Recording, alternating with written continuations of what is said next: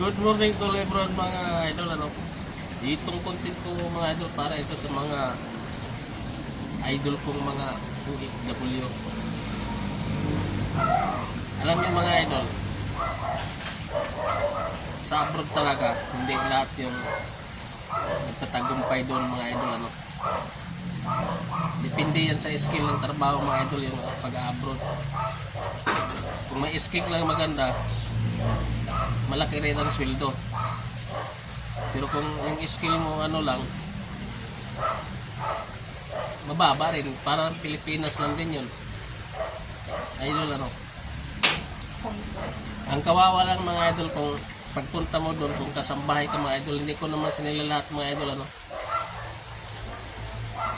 Pagkasambahay ka talaga doon, hindi mo alam ang kapalaran mo. Yan ang totoo mga idol. Kasi minsan talaga inaapi ka doon. Yan ang totoo. Depende na lang kung matsambahan mo na matino yung amo mo. Pag hindi matino,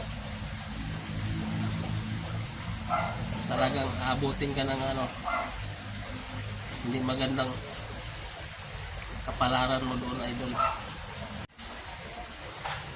Kaya para sa akin mga idol, kung kumain mo lang tayo 2 beses or 3 sa isang araw dito sa Pinas, para sa akin hindi ako mag-abroad mga idol. Kung ganun man lang din magkasambayang puntahan ko doon. Napakahirap yun ganun mga idol. Pag ganun talaga doon.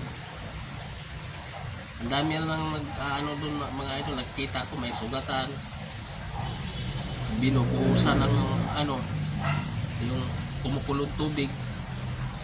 Kaya nakakaawa mga idol, sa totoo lang mga idol. Kaya kung gano'n ang mo doon, skill na idol, mas lalo sa mga babae, nakakaawa. Kasambahay lang idol, kung ikaw yung may asawa, kasambahay yung asawa mo doon, huwag mo nang payagan mga idol, mag-abroad mga idol. Yan ang totoo mga idol. Kung kumakain lang ako 2 beses isang araw, ako hindi ako mag-abroad. Ako mga idol, sa totoo lang marami na ako nagdala sa akin sa abroad. Kasi may skill akong trabaho. Electrical ako. Magbuwan daw ako doon ng 90,000 isang buwan. Napakalaki yun idol. Pero hindi ako pumunta. Pero totoo kasi yung mga kasama ko nandoon na, pati pamilya nila dinadala doon sa Japan Pero hindi ako idol. Kasi ang iniisip ko, yung pamilya mo na sa Pinas, yung homesick mo doon hindi mabayaran ng pera. Yan ang ko idol. Kaya hindi ako pumunta. Ayun, libre pamasahe yun idol, kasi yung kontraktor namin dati may katiwala ng hapon. Pero hindi ako pumunta mga idol. Malaki na yun mga idol, 90,000 isang buwan. Kasi sa pag-abroad talaga, depende sa skill na nalalaman mo yan mga idol. Kaya ko sa mga kasambahay, kung kasambahay lang yung sadya doon, kung kayo may asawa na huwag nyo nang payagan yung asawa nyo.